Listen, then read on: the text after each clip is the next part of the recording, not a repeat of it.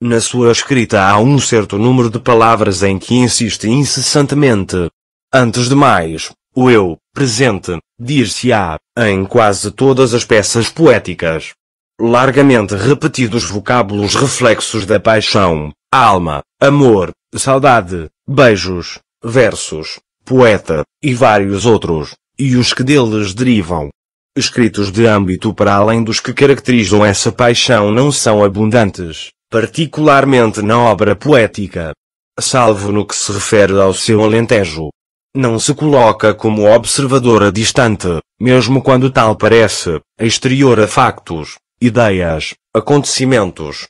Flor Bela surge desligada de preocupações de conteúdo humanista ou social, talvez porque inserida no seu mundo pequeno burguês, como o evidencia nos vários retratos que de si faz ao longo dos seus escritos.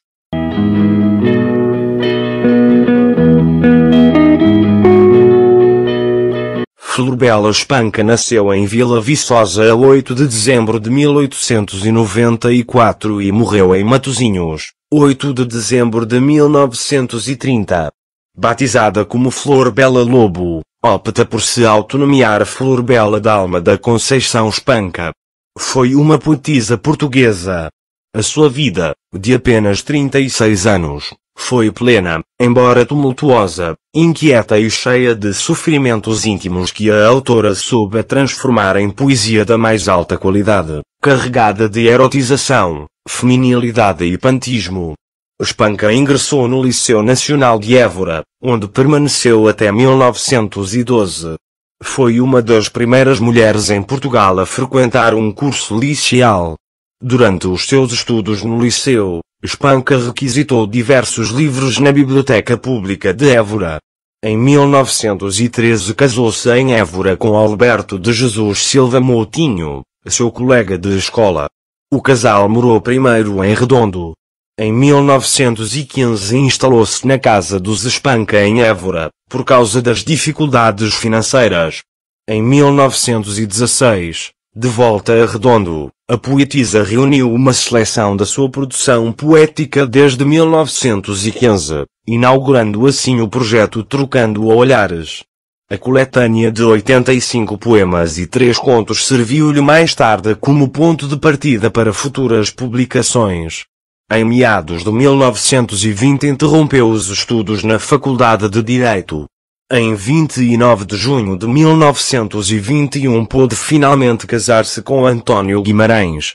O casal passou a residir no Porto, mas, no ano seguinte, transferiu-se para Lisboa, onde Guimarães se tornou chefe de gabinete do Ministro do Exército. Em 1930 Espanca começou a escrever o seu diário do último ano, publicando só em 1981. Na altura, a poetisa colaborou também no Portugal Feminino de Lisboa, na revista Civilização e no 1º de Janeiro, ambos do Porto.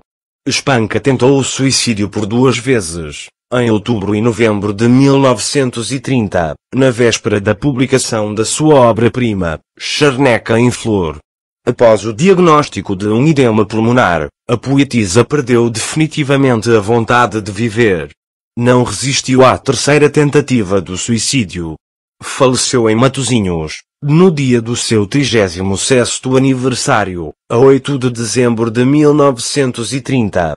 A poetisa teria deixado uma carta confidencial com as suas últimas disposições, entre elas, o pedido de colocar no seu caixão os restos do avião pilotado por Apeles, seu irmão, quando sofreu o acidente.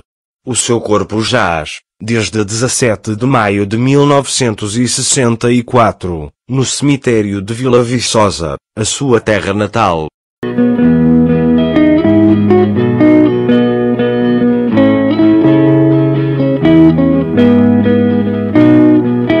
Autora polifacetada, escreveu poesia, contos, um diário e epístolas. Traduziu vários romances e colaborou ao longo da sua vida em revistas e jornais de diversa índole. Flor Bela Espanca antes de tudo é poetisa. É à sua poesia, quase sempre em forma de soneto, que ela deve a fama e o reconhecimento. A temática abordada é principalmente amorosa. O que preocupa mais a autora é o amor e os ingredientes que romanticamente lhe são inerentes: solidão, tristeza, saudade, sedução, desejo e morte. A sua obra abrange também poemas de sentido patriótico, inclusive alguns em que é visível o seu patriotismo local. O soneto No Meu Alentejo é uma glorificação da terra natal da autora.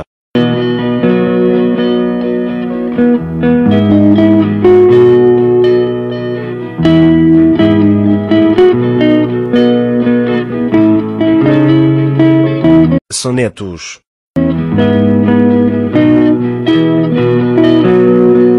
As Máscaras do Destino. Charneca em Flor. O livro dele.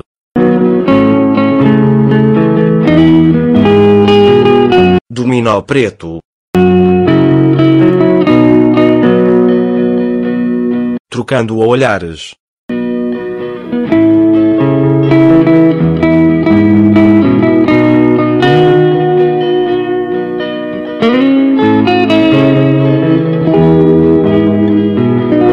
Livro de Mágoas.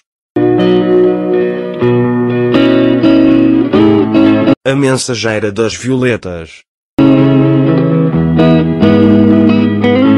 Livro de Furor Saudade. Diário do Último Ano. Contos.